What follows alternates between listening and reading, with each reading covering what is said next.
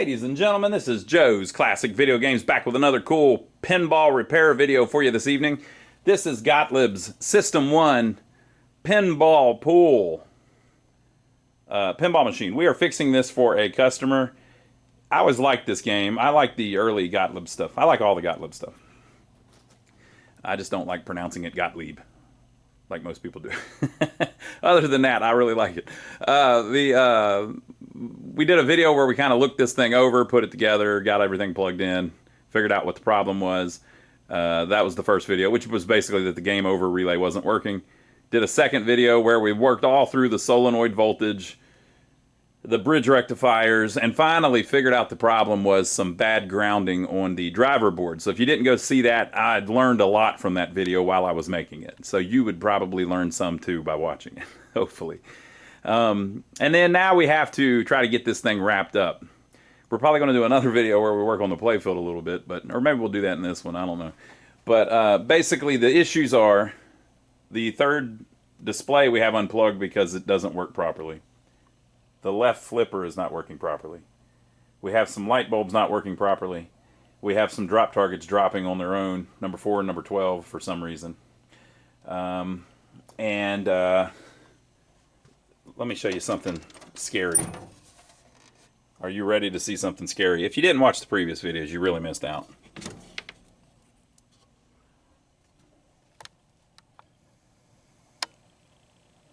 Come on, people. Come on now.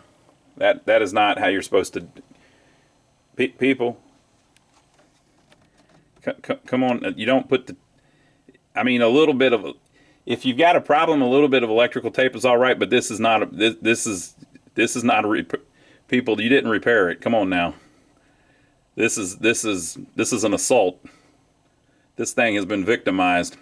So we've got to repin all of these connectors and put them back. We looked over all that pretty severely on the first video.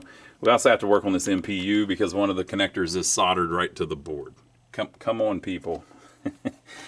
And then we have a battery here. That blob is a battery. I wonder if that's ooze leaking out of it all around it there. It might be that algae line I hear so much about. Okay, so we got to fix all this crap. Now, in the first video, like I said, we found all this crap. And in the second video, we fixed the major problem, which was the grounding. Not the one main ground mod that you do on the driver board, but I'm talking about the grounds all specifically through there. There's 8 different ground wires that appears on the driver board. We tied all those together, basically, to get it where the coils were now working. On the first video, we also checked out the power supply. That's cool. So, I think next up, I think the first thing I want to do is pull out this MPU, fix the connector, and put the ground wire on it, and then also put a different battery solution on it than this one that they're using. So maybe we mess with the MPU first. What do you think about that?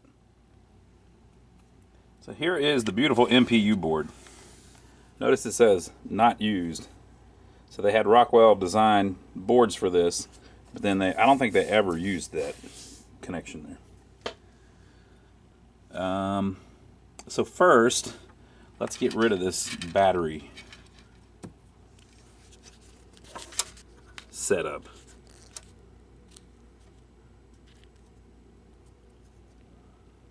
I see some corrosion starting.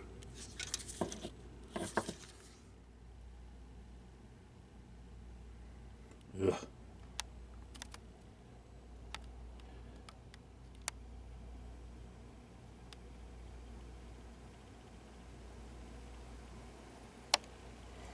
I think we've all seen that before. The bane of vintage electronics. But they had it way away from the board, so it didn't damage the board. Look at that.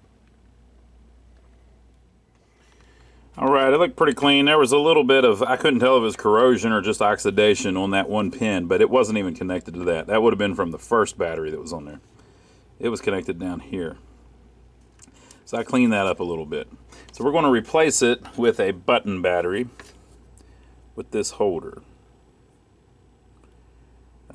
So we need to Let's see where we can fit it. It can go there. Sometimes you get lucky and the thing will mount pretty good. Alright, so I'm going to mount that on there somewhere. Alright, so it fits in the bottom two holes really good. So you want to put the negative lead in the hole under there, and the positive lead in the hole under there. Okay? So when you do that, you have the negative lead tied to ground. That's marked on the other side of the board as ground. And then you end up in a island over here with nothing connected to it, which is perfect. So the positive is up here. But you need to put a blocking diode so that the voltage of the board doesn't try to recharge your button battery. It recharged the original style of battery. Now, you may have noticed they didn't have a diode on those batteries that were in there. So I don't know if there was one in that bunch of crap inside the tape, but I wasn't going to keep messing with it, people. I'm going to get battery acid all over me. Battery alkaline. Come on, folks. So I got the blocking diode in. Now, if you do this a lot, let me give you a word to the wise. A word to the wise. Check your work as you go along, okay? It's real easy to forget to just check the damn thing and see if it actually worked what you're trying to do. So let's see if we've got anywhere near 3 volts. So we're going to connect to ground, which ought to be, well, we can connect to it up here. Okay, and then we're going to connect way up here where the 5 should be, or the voltage should be going. We have 2.8 volts because it's going through a blocking diode. That should be right. Yeah, the battery's 3.5. It's going through a diode, so it's going to drop a little bit. We're at 2.8. That's just fine. That's going to be good. So it was a success. All right. So since that was a success, there's only like 2 other things we're going to do. One is we've got to fix this connector.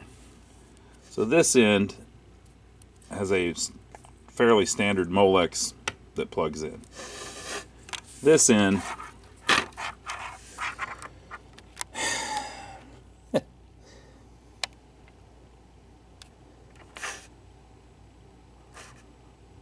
what are they doing to me? What? Why would you do that? Come on. This is completely unnecessary. Okay, but the game is up and running. So all I'm going to do is I'm going to cut the wires and I'm going to put a new connector on here. Now you might say, well, where are you going to get a connector? I have my ways. That's right. That is the missing connector. That will perfectly fit on that board. Now look. See how there's a little wall in there? A key? Look, it's the perfect connector. It's the actual connector. I bought a whole bunch of these years ago, so you can still get them. I mean, they're at all the pinball places, but it's good to have parts around so I don't have to scramble tonight. Okay, so I'm going to cut the wires one by one. Always one by one, people. And then solder a new pin on it. Look how shiny. Look how beautiful. And then we'll have a completely new connector that can actually be removed. New connector on. All new pins. I also replaced these that I was very careful. I cut them close to the bone, people, because we need every little piece of the wire that we've got. This is just barely long enough to fit. But I think that's going to fix that. Got the battery in. I'm going to show you something else that's a good idea to do. See this reset button, I think that is? Or yeah, it says reset right next to it. Okay, and then see this chip? This cap right here. If you short across the two legs of that cap, it disables all of the slam switches, which is a good idea. Because basically there's a switch on the coin door and one on the play field and 2 or 3 of them. And if one of those switches closes, if one of those switches is open, the board won't boot. Or if one of those switches has, it's oxidized or dirty and it's not making really good connection, the board won't boot. And the purpose of the slam door is to reset the game if somebody kicks the front door. So basically, if they're really rough, it's like a super tilt. But it's not really necessary in your house. And the benefits outweigh the negatives. The negative is basically you can't reset the game by kicking the front door. I think I'm cool with that. So I'm going to jumper across that. So I'm just going to, on the back, I'm going to connect the 2 pins of that cap. It's the one on the right that's near that chip there. So just a little cap leg soldered to both of the legs. And it's no longer in place. So basically it's telling it that the switch is closed. So even if you open the switch or the switch is not connected, it will still think it's closed and you won't have any problems with that. Okay, and then finally, I added a ground wire to the cap. So we're going to run this off the board and plug it where the driver board is going to be connected and where the power supply is connected, tying all of the grounds together. The ground mods are very important on these system ones. Okay, but other than that, it's a nice clean board and it appears to be fully functioning. So we're going to slide it back in the machine. So next up, we have this inter-board connector. So this plugs into the driver board, the MPU, and then this part plugs into the driver board. And it's how the spider chips on the CPU talk to all of the chips on the driver board. And sometimes people replace these. You can repin the whole connector too, especially if it's had damage. I can't see all that great with it. Oh, okay, yeah. It looks pretty good to me. And remember, the game is actually running. But here's the deal. There's some tape here. I don't know what's up with that, so let's see if I can figure that out. I have no clue why they did stuff like this. What are you doing, people? I don't get it. Why not just put a new end on it and put it in there where it goes? I don't get it. Alright, so I'm going to fix that. Easy peasy. I'm going to go see what that one actually went to. That might be interesting. Interestingly enough, that line is our old friend Data Strobe 1, which turns on the Z1 74175 that was turning on the game over relay, the tilt relay, and the other two.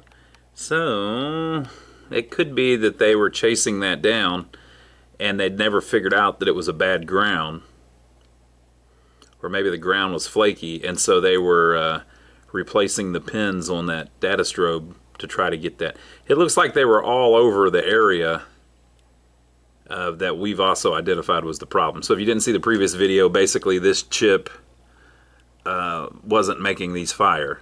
So it wasn't turning on the game over relay, turning off the game over relay, whatever, energizing the game over relay. So you couldn't, the coils, the rest of the coils didn't work. And we tracked all that down and everything. And so this is the wire that they've hacked. And I just hacked back. All right, let's see if she still works or if we've made things worse.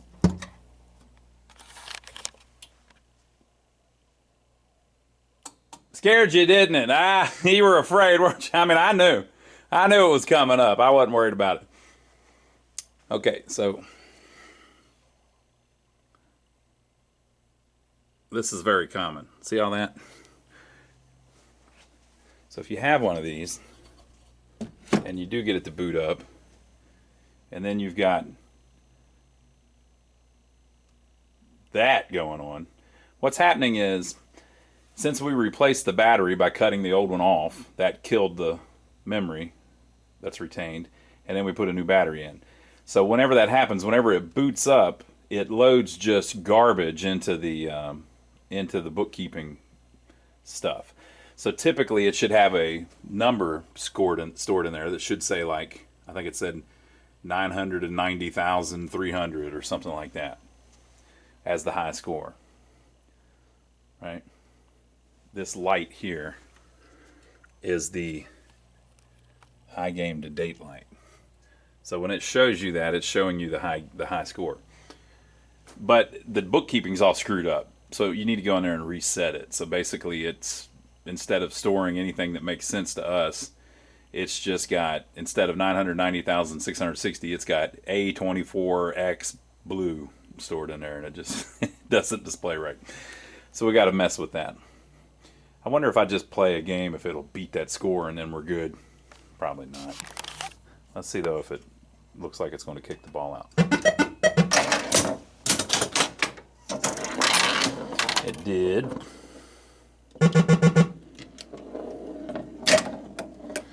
All right. Ball 2. Numero 2.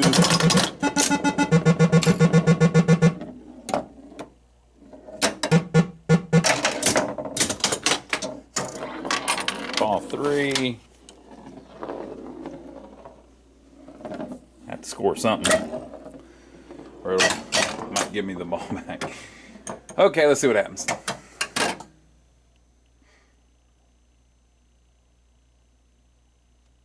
I did not set the high score. I did not beat T blank 473 or whatever that is. Okay, so we'll reset that here later. All right, so looks like we're still up and running. So all of our stuff was a success.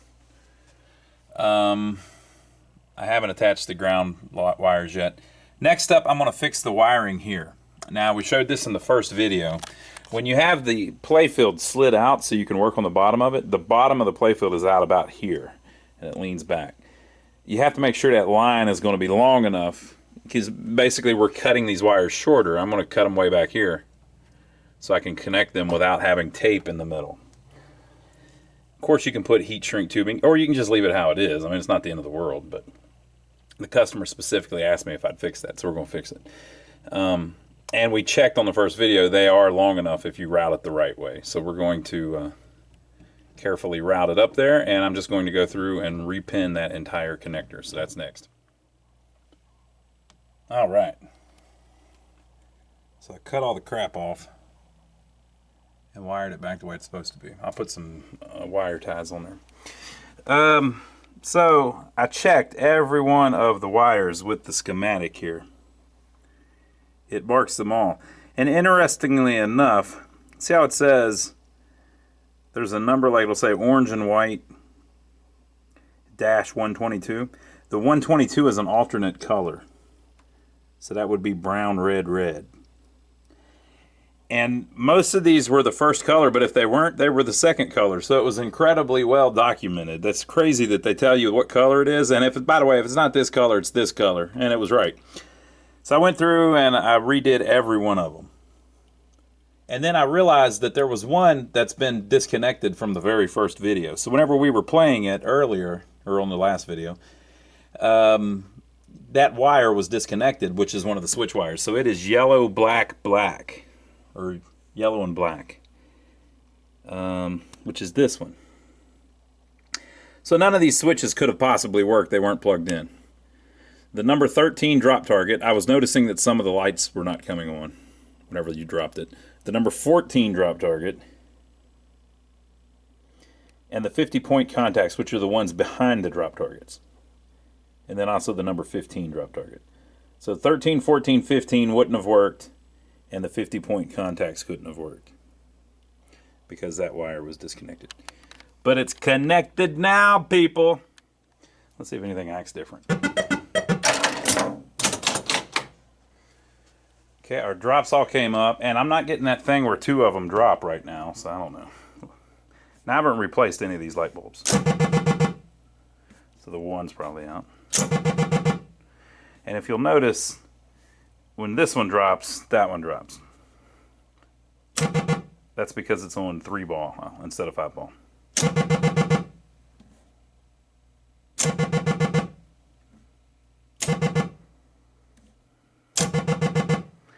So it looks like maybe 2 of them don't. I don't know if that's a problem or not. Something to watch. So maybe the 14 and the 1, it might still be the switch or it might be the light.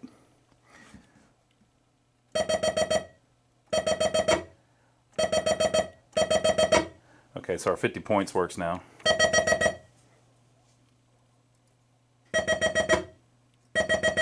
Needs adjusted slightly. Okay, so it looks like you get maybe 1,000. Completing the 15-ball sequence lights the holes for scores bonus.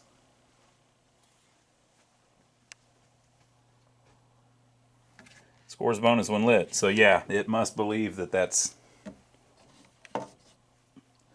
all lit up.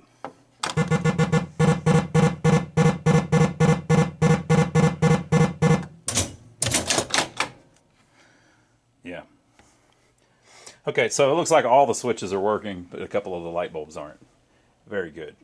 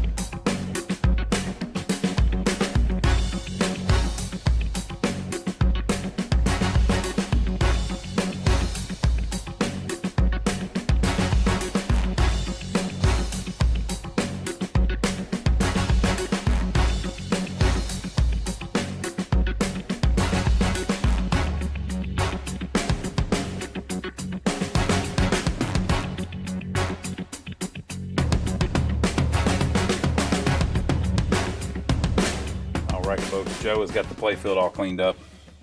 Hope you enjoyed that. I went through and I replaced all of those freaking connectors. Look at it. Not a piece of tape to be seen. Put a couple little zip ties on it to tidy it up. Put the ground mods.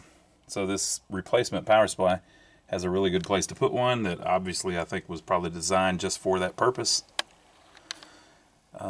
So basically you tie that ground, and that ground to the back box. Anywhere you really want is fine, but you're just trying to get everything at the same ground instead of letting it possibly float by running. The ground for that board, you know, comes off the bottom, but also runs through here, and so we've got it all tied together now. Old school ground mod by John from flippers.com, if you don't know. So let's turn it on and let's see if we can reset the bookkeeping stuff. That's the problem, if it'll turn on. Ooh, that was scary. What happened? I got y'all again. Okay. So it takes about 5 seconds for these to boot. So in the bookkeeping is trash. So inside the coin door is a test button. I can't remember how to reset these. So if we hit this, okay, we're in bookkeeping. See the number? I might just be able to hit this one that says reset. Joe, you think the one that says reset will reset it? Yeah. Okay, our lead tech confirmed. If I hit reset, that didn't work, but that's an old button, so maybe. Nothing. That didn't work, Joe. Here we go with the. Oh, here we go with the. It's broke. Oh God! I told him to stop with it. Reset all drop targets before start. Joe, did you know you had to reset all the drop targets before starting the self-test? Yes. I don't think he knew. I don't think he knew. All right. So now if I go in.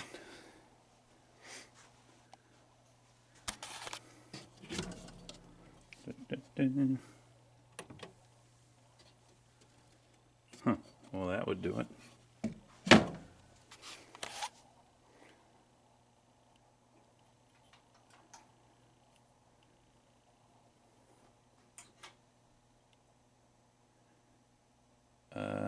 What is number 2? Let me get the manual. That'll make it easier on us. Number 2 is the total coins. No, number 2 is the total plays. But that's not real. That's just a gibberish number. We have not played it 265,000 times.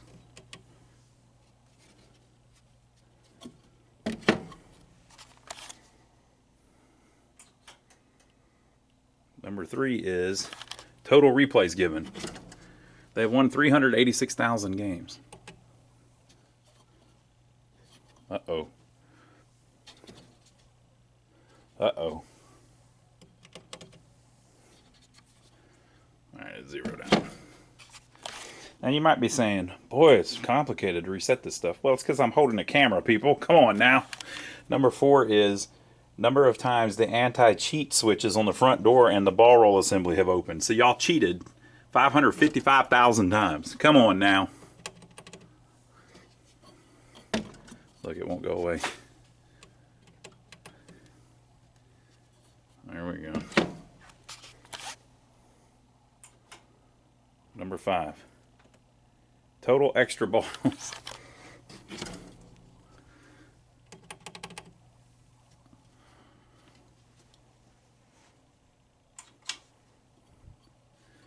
Number 6. Number of tilts.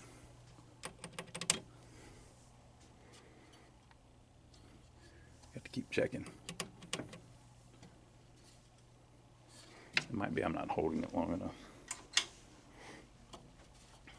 Number 7, first high score. Come on. Come on now.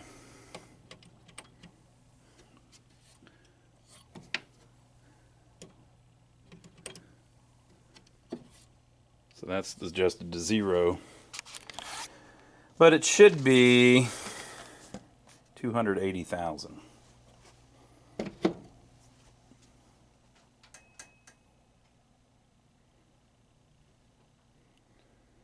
I'm holding the start button in.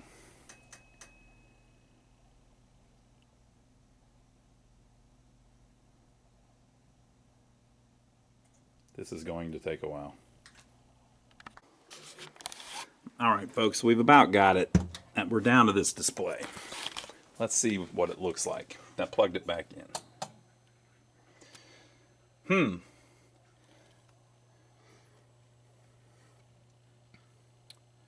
So that should be all zeros.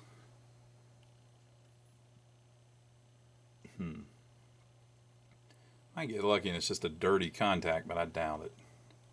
I should say 275,010. Sometimes you can tell by looking at them what's going on. So it's all zeros. 275,010. I can see the 275 in there. So do we have a situation where just some of the segments are locked on that shouldn't be? We'll look at the schematics, see if we can figure it out. Okay, so I checked out the schematics. You've basically got two 6118 decoder chips here. And the way these things work is this one does the segments, and this one does the digits.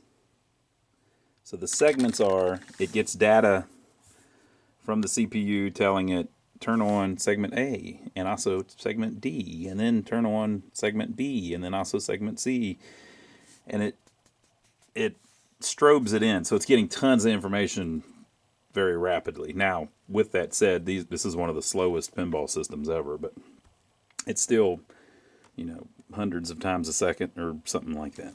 I don't know. Yeah, a bunch. Fast. So this one does all of the segments, so it tells it which segments to turn on. If this was bad, it wouldn't properly be able to decode which segments to turn on, or it might not turn them all the way on, etc., etc. And there's a timing to it all.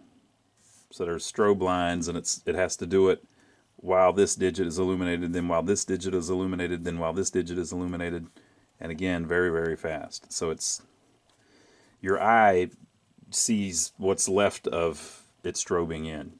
And then by the time it goes back through its cycle, it might leave it the same, so it turns it back on, and your eye doesn't miss, you know, doesn't catch that it turned off or whatever.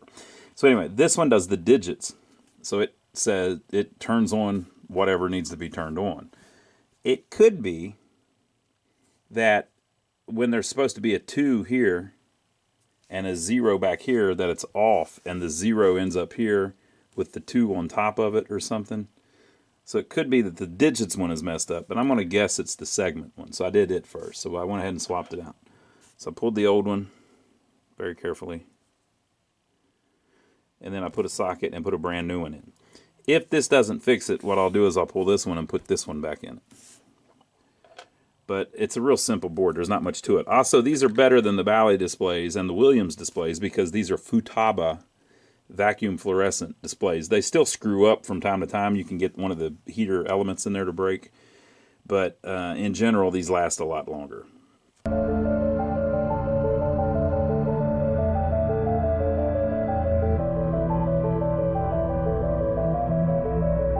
So they're vacuum VCDs instead of plasmas, and run on a lower voltage, which means they end up lasting longer. Okay, so I'm going to swap that back in and see if that fixed it. If it didn't, we'll look at this chip. Well, folks, that didn't fix it, so I swapped the other one, and that didn't fix it either, which is bad news. So, of course, when you put a different one in the player 3, it works fine. That one works fine, so it's not the CPU. And then I kept looking at it, and I figured out what it was. These have, remember I said that the little heater elements can break? See the little lines across there? Those are wires. And if you look, the bottom one has broke. See it kind of just laying in there? And it has shorted out some of the pins. See that curved thing in there? So that is conducting and causing all kinds of problems. It's connecting a bunch of crap together that doesn't need to be connected together. And that's why you're getting stuff showing up where it's not supposed to show up. So we don't have one of these that is working good. So the customer's going to have to find a used one somewhere to swap in. But he knew about that. We put one in there that we had that's just real dim, that's working, but it's just much dimmer than the other ones. So we'll try leaving it on and see if that fixes it. I think that particular one that we put in there, we've already tried to zap, and it didn't fix it. Sometimes you can run a higher voltage through the outside 2 pins, and it will increase the brightness, but if it don't want to, it doesn't work. So that one out there, I'm pretty sure we tried that on, and it didn't fix it. So, but we put it in. So everything's going to play fine. It's just that one display is barely going to be visible. And then the flipper. The flipper had one of the lugs glued on it. And they tried to, it looks like the wire was just kind of barely hanging on. So it was working intermittently. So I replaced the coil with a new one. And then also the coil stop itself.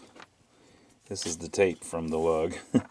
The coil stop was broke. There needs to be this little piece. But it's supposed to be riveted on there. Like that. But what happens is that broke loose, so that was moving around inside of the coil sleeve, which causes you all kinds of problems.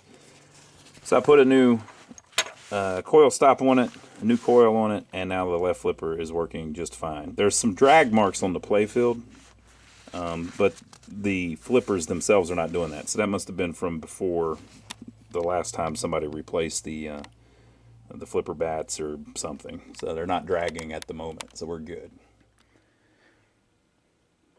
All right, folks, we don't have the playfield glass for it. He didn't bring that, but I think we about got it.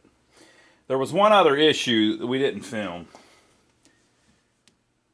When it's, I think you did see it on an earlier video.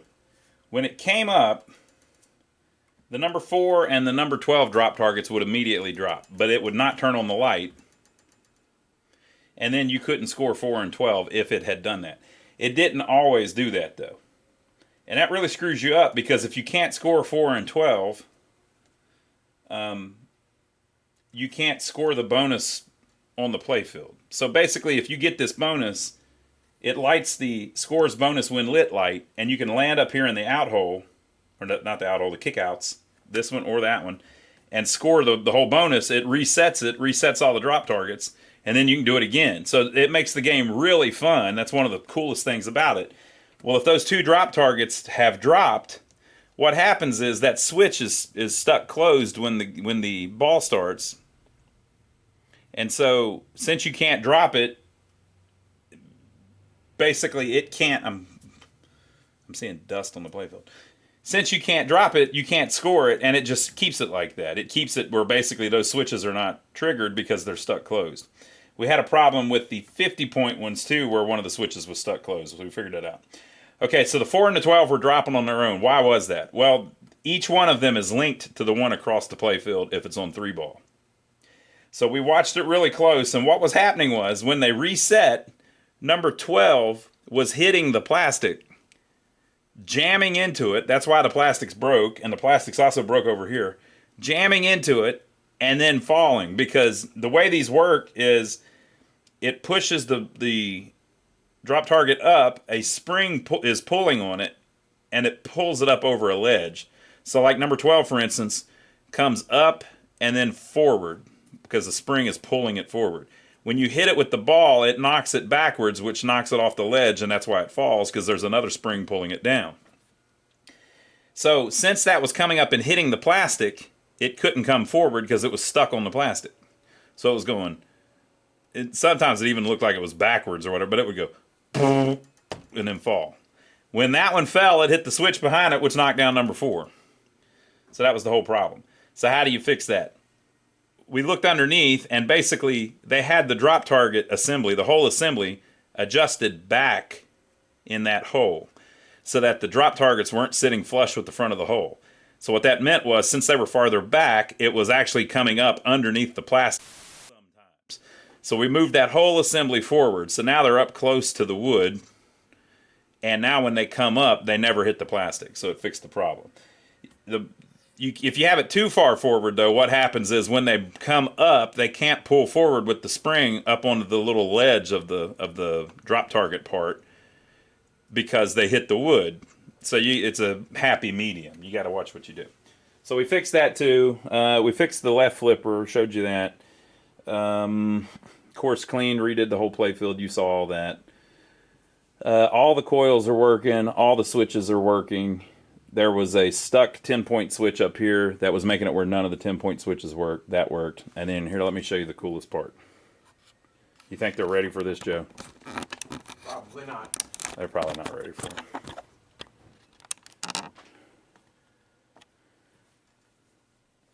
So we just left it on, and the number 4 display that was dim, it just brightened right up. It came back to us. It came back, Joe. It decided it wanted to go again, so here it is. It's going again. That's one of the best back glasses. I might say that's top 10 back glass, Joe. What do you think? Top 10. You've got a lot of those ones. See that Gottlieb there behind you? The Ships Ahoy one, or whatever it is? Shipmates. That's a Roy Parker back glass. That guy was the man. So he did I mean, you could make a top 10 with just his back glasses. But, and then you got stuff like Centaur and all that cool stuff. But that's a really cool back glass. So, all that's pretty good. All right. So, I'm going to read you the instructions. And then we're going to play it a little bit. Now, we've played this one before. So, if you want to see us play it more, there's a playlist with all of these in it. Pinball pool instructions, and we've got it set on 3 balls per player. That's how the customer had it set up. Hitting a drop target drops the opposite corresponding target. That's because it's on 3 ball. If you put it on 5 ball, there's a little plug you move, and then that doesn't happen. Completing the 15-ball sequence lights the holes for score bonus. The 15-ball sequence resets when the bonus is scored. Completing ABC lights the 8-ball rollover for extra ball. Now the 8-ball rollover is you hit that ball and it rolls over a switch. Completing ABC and the 8-ball rollover lights the holes for special. Pop bumpers score 1,000 points. A tilt does not disqualify a player. Matching the last 2 numbers in the score to the number that appears on the back glass after the game is over scores 1 replay. So, simple game. Knock all the drop targets down. So let's see if we can. Gottlieb's famous beep boop board. Beeps and boops.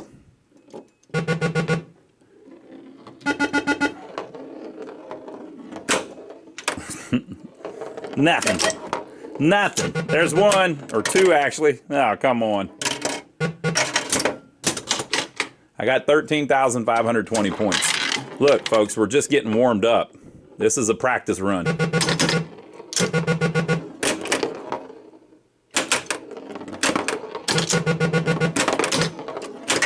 Oh, come on now.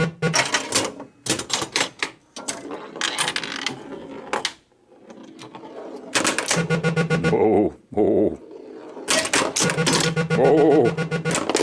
There's the 8. Bam. Uh-huh. Now what, folks? I'll accept apologies at any point.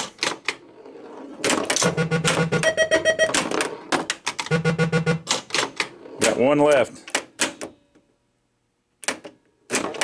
Oh!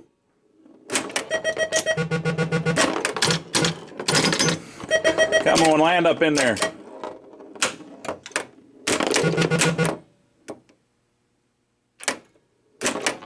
Missed it.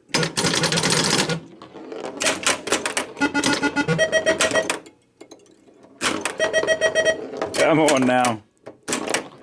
Oh, I was robbed.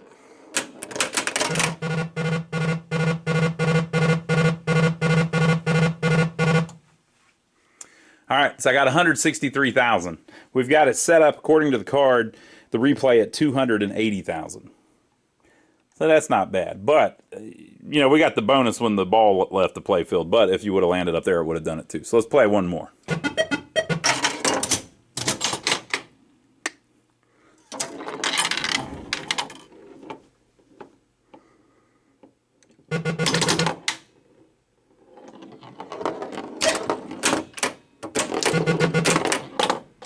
Oh, now I get it.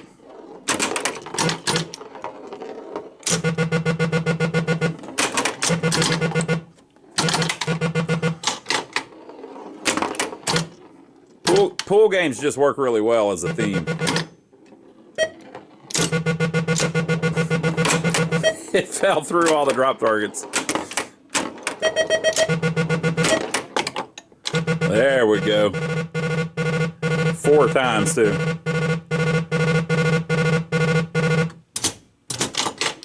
And you keep the ball. That's awesome. Any game where you can collect the bonus ladder on the playfield while you still got the ball is a good game.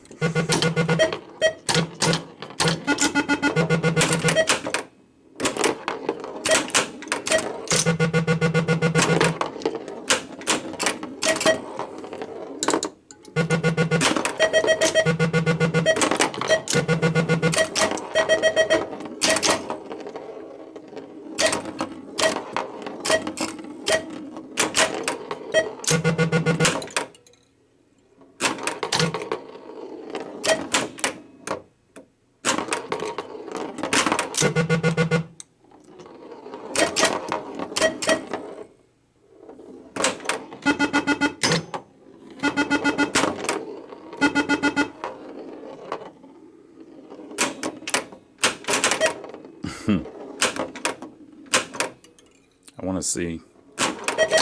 Okay, I was making sure that the 50 points was working behind the drop targets, and they are. Got to still get the 8.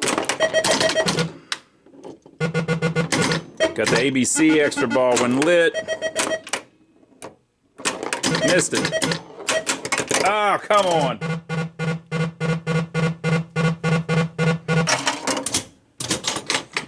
Okay, we're getting close.